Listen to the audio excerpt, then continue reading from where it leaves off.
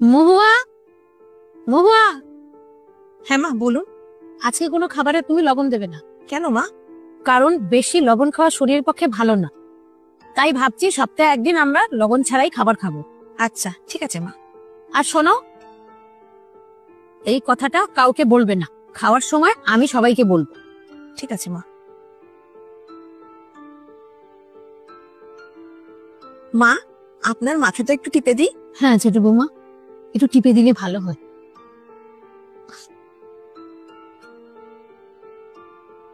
মা, আপনি বড়দিকে ডেকেছিলেন কোনো দরকারি কথা বলতে? বকা দেওয়ার জন্য রেখেছিলাম। কিছুদিন ধরে রান্নাতে এত লবণ দিচ্ছে যে খাওয়াই যাচ্ছে না।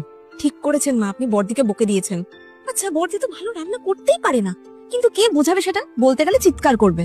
মা, যদি আপনি বলেন তাহলে আজকের থেকে রান্নাটা আমি করব।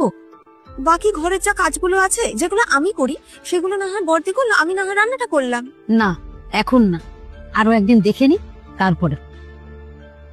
আচ্ছা মা, বলছি আপনি না একটু বিশ্রাম করুন, আমার হঠাৎ একটা কাজ মনে পড়ে গেছে, আমি এক্ষুনি আসছি।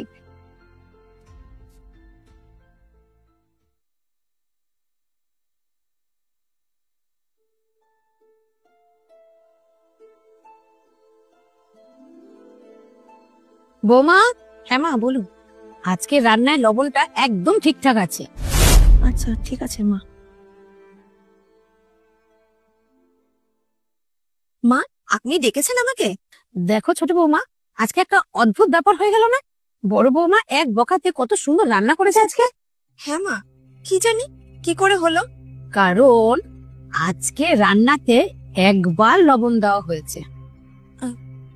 আমি কিছু বুঝলাম না মা, আপনি কি বলছেন?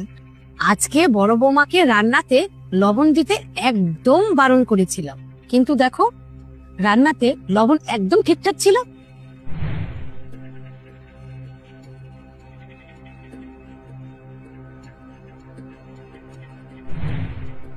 মা, আমাকে ক্ষমা করে দিন মা। তুমি যে নিজের ভুলটা বুঝতে পেরেছো, এটাই আমার কাছে অনেক।